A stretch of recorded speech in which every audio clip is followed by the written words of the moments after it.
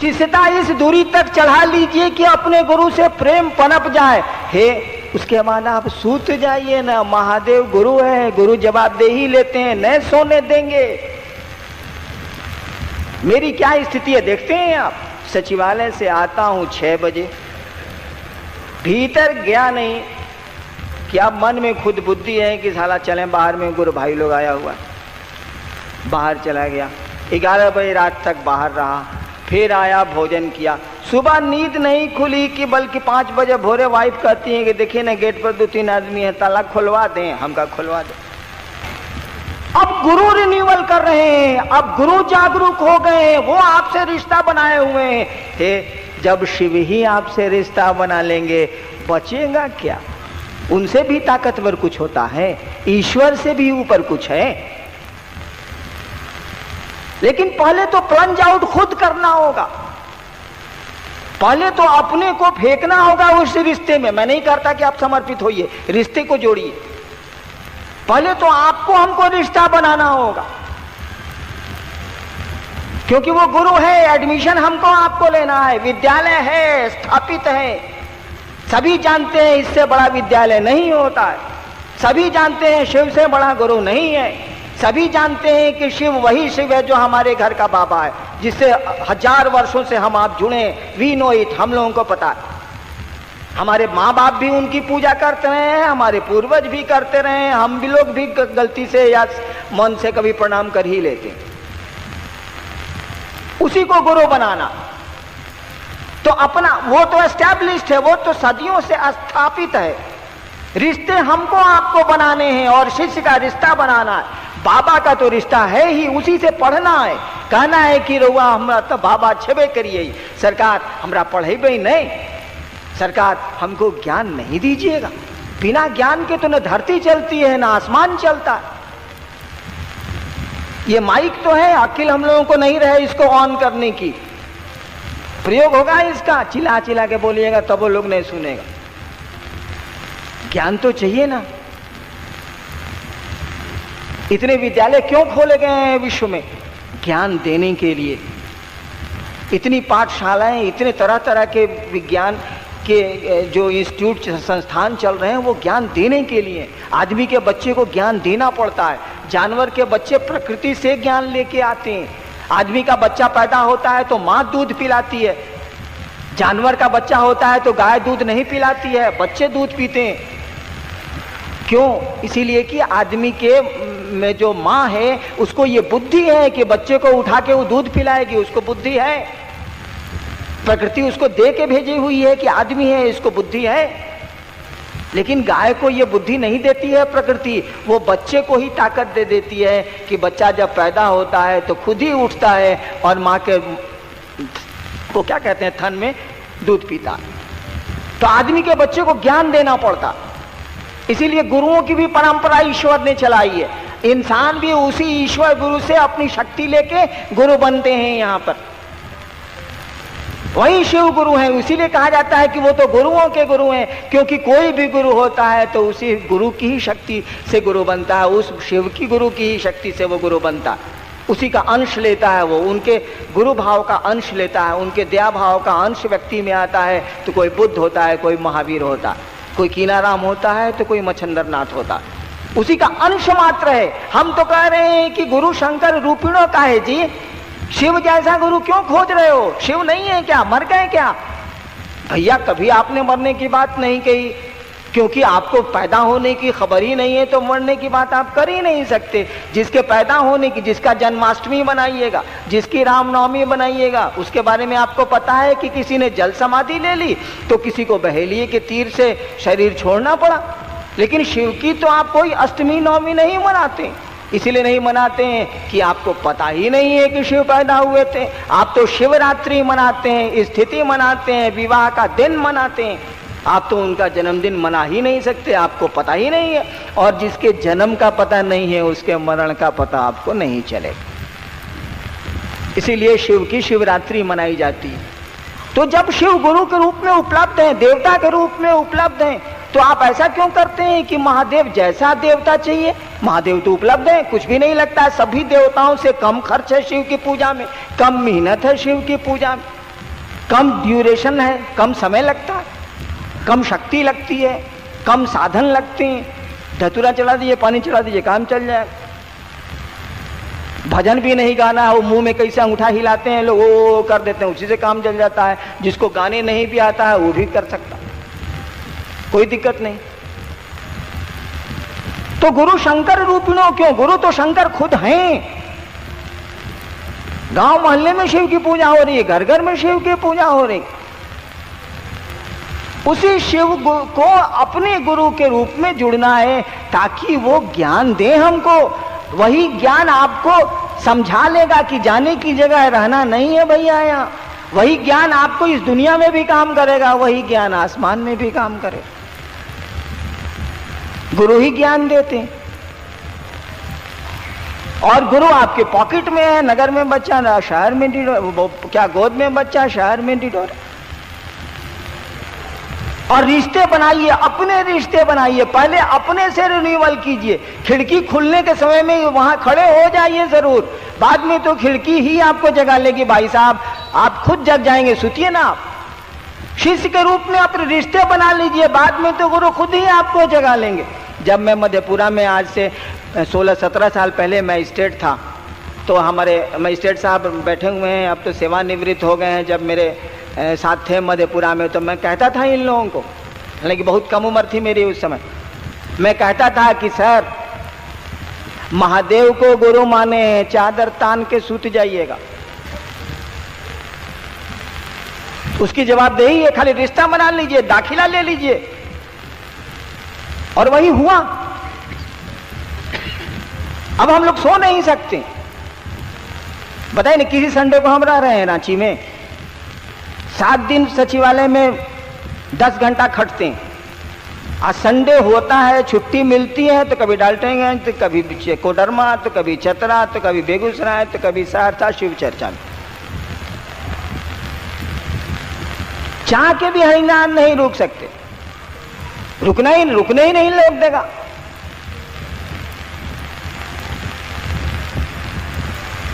यानी वही रिन्यूअल कर रहा है।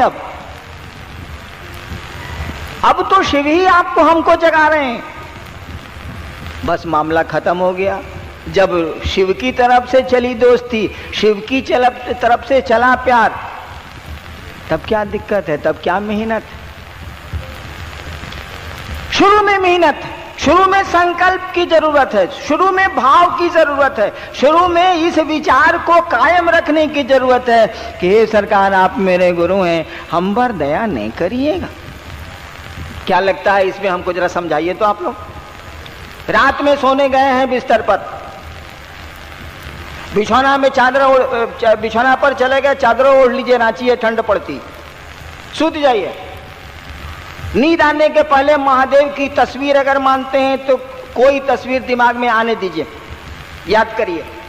नहीं मानते हैं तो शून्य में अपने मन को ले जाइए।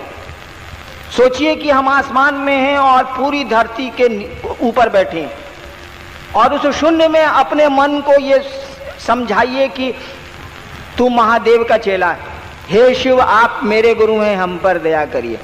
या नहीं, अगर तस्वीर मानते हैं तो कोई तस्वीर शिव की दिमाग में ले आइए, प्रणाम करिए, मोने मन करिए। बोल के प्रणाम कहाँ होता, मुंह से प्रणाम करना तो प्रणाम नहीं होता है, प्रणाम तो मन करता है, नमन तो मन करता है। और यही कारण है कि इतना नमः शिवाय का जप लोग करते हैं, इतना राम राम करते हैं लोग, इतना बजरंग बली का नाम लेते हैं। और आदमी से मिलिएगा ना, हम तो देखा है भैया कि 25 साल 30 साल 50 साल से कई लोग हैं जो ओम नमः शिवाय का रोज जप करते हैं, 5 माला 8 माला।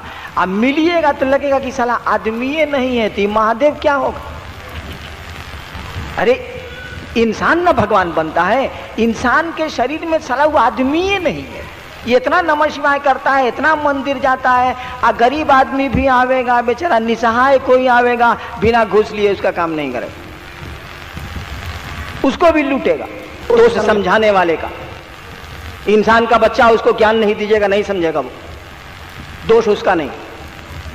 पुल कमजोर है तो इसमें पुल का कोई दोष नहीं है, बनाने वाले ने गलती की, पुल क्या करेगा, उस इंसान की कोई गलती नहीं है, वो तो आज के मौसम का फल है। आज के मौसम में जैसे फल उगते हैं, इंसान उगते हैं, उसी का एक रूप है वो। उसको प्रणाम करना किसी ने सिखलाया ही नहीं, उसको नमः शिवाय का जप करना किसी ने सिखलाया ही नहीं। कोई गुरु मिला ही नहीं कि उसके मन को उस भगवती के सामने झुका दे। एंग रिंग क्लीन चामुंडा विच्चे कभी उससे हुआ ही नहीं। वो तो मुंह में कर रहा है, वो तो अग्नि में केवल हवन कर रहा है, इन मंत्रों की आहुति दे रहा है। मन से तो ये मंत्र कभी उसके निकले ही नहीं। मंत्र का क्या अर्थ होता है भाई साहब? मंत्र का मानी जिसका मनन किया जाए, जिसकी आवृत्ति ली जाए, जिसको दोहराया जाए, मन जिसको बार बार दोहराए, वो मंत्र है। इसीलिए कहा जाता है मंत्र मूलम गुरु वाक्यम, गुरु ने जो कहा वही तुम्हारा मंत्र है। मंत्र का मानी होता है मन जिसको बार बार दोहराए। गुरु ने जो कहा उसको बार बार दोहराइए, वो जो बोले हैं वही मंत्र है। मंत्र का अर्थ होता है मनन करना। मन ने तो कभी एंग रिंग क्लीन चामुंडाई विच्चे किया ही नहीं। मन तो भगवती को प्रणाम कर नहीं रहा, मन तो नमन कर रहा है पैसे को, सम्मान को, सुविधा को।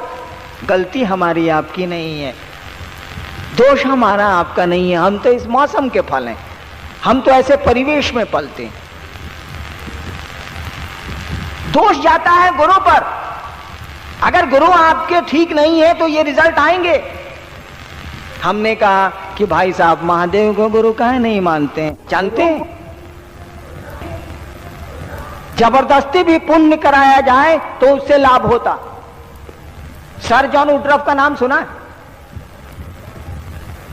कलकत्ता हाई कोर्ट में जज थे उस समय। एक ही हाई कोर्ट था पूरे देश में, कलकत्ते में। वहां एक जज थे, नाम था सर जॉन वुडरॉफ। एक बार एक भारतवर्ष का आदमी सर जॉन वुडरॉफ से मिलने गया। उस भारतवर्ष के आदमी ने कहा, धोती कुर्ता में वो आदमी गया, नाम बाद में बता देंगे। कहा कि वेल मिस्टर जस्टिस, मैं हिंदी में बोलता हूं। कहा कि सुनिए जज साहब, हमारे एक शिष्य ने खून नहीं किया है।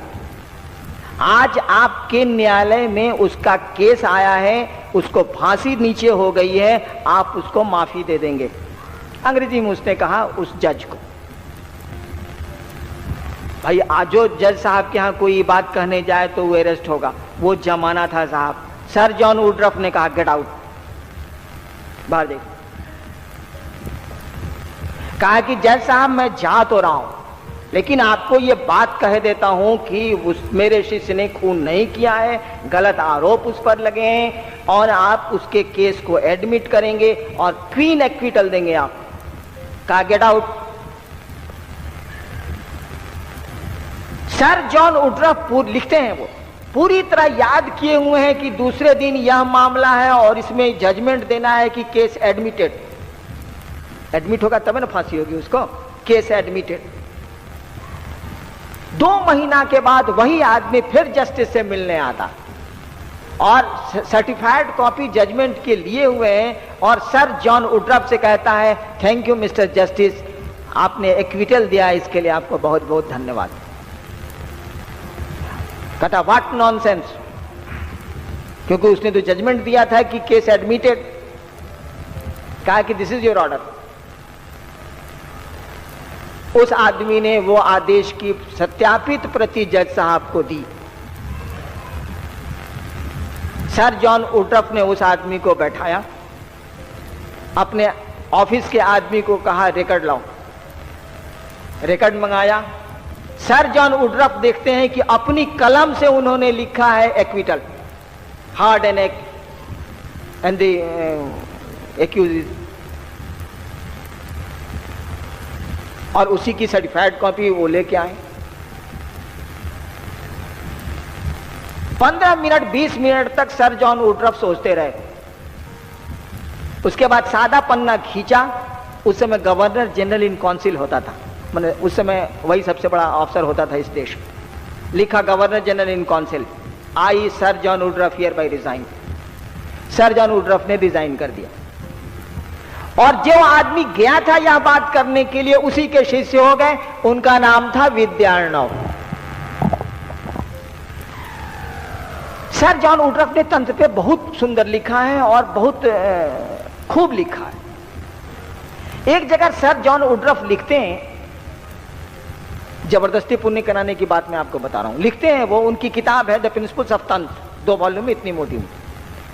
लिखते हैं कि एक कलकत्ता हाई कोर्ट में मेरा दोस्त था जो वकील था, बंगाली था, वकील था, मेरा दोस्त था वो, और सारे कुकर्म करता था वो, बहुत पैसे वाला था, कलकत्ता हाई कोर्ट में वकील था, उन्हीं का दोस्त था वो, सब धंधा करता था वो, शराब पीना, ये करना वो करना। एक दिन उसको बीमारी हुई, डॉक्टरों ने कह दिया कि आप नहीं बचेंगे। उसको पूजा पाठ से कुछ लेना वकील को नहीं था, पूरी तरह सर्वगुण संपन्न था वो, सामाजिक कुरीतियों का, पैसा था ही। वो 6 महीना अपने बिस्तर पर रहा और मर गया। उसका सर जॉन वुडरफ का मित्र जो वकील था 6 महीने बिस्तर पर रहा और मर गया। सर जॉन वुडरफ लिखते हैं कि जब वो मर गया तो मैंने उसको आसमान में बुलाया, आसमान से बुलाया और उससे बातें की। सर जॉन वुडरफ लिखते हैं कि तुम अभी कहां हो? सर जॉन वुडरफ ने अपने मित्र वकील, मरे हुए मित्र वकील से पूछा, अभी तुम कहां हो? तो उसने बताया उनको कि मैं शिवलोक में हूं। सर जॉन वुडरफ ने पूछा कि शिवलोक में क्या शिव रहते हैं? उसने कहा नहीं, शिवलोक में रामकृष्ण परमहंस जैसे लोग रहते हैं। शिवलोक का कोई आदमी शिव के पास नहीं जा सकता, शिवलोक में शिव नहीं रहते। कहा कि तुम शिवलोक में कैसे चले गए, तुम्हारा तो सब धंधा खराब था। कहा कि जानते हैं जब हम 6 महीना बीमार रहे तब तो कहीं जा नहीं सकते थे, तो मेरी पत्नी क्या करती थी कि कभी रामचरितमानस, कभी गीता, कभी महाभारत, सब बंगला में है, सब ले लेके पढ़ के हमको सुनाया करती थी। और तो मैं बिस्तर पे पड़ा था, कुछ कर नहीं सकता था, कहीं जा नहीं सकता था, लाचारी पत्नी पढ़ती रहती थी, मैं सुनता रहता। मरने के पहले तक मेरे भी कुछ भाव जग गए परमात्मा के प्रति, और देखिए ना, मुझको प्रेतलोक में जाना चाहिए था, मैं शिवलोक में आ गया।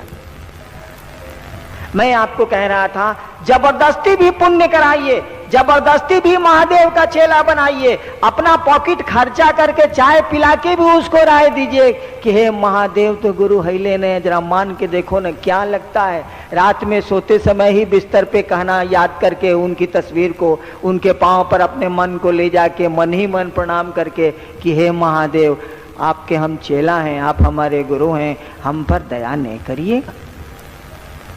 इतना करने में क्या लगता है भाई साहब? इतना उस शिव को निवेदित करने में क्या लगता है कि आप तो बाप मेरे हैले हैं, चलिए आज से एक और रिश्ता बनाया। रविन्द्रनाथ ठाकुर कहते हैं ना, आमी नटराजेर चेला, चित्ता का से देख ची खेला, बांधन खोलेर सीख ची साधन, महाकालेर त्रिशूल नाचे। मैं नटराज का चेला हूं। अरे भैया, कोई आदमी को गुरु मानते हैं, उससे बड़ा तो गुरु होता ही नहीं है। कम से कम मन में तो खुशफहमी रहेगी ना कि साला महादेव के हम चेला।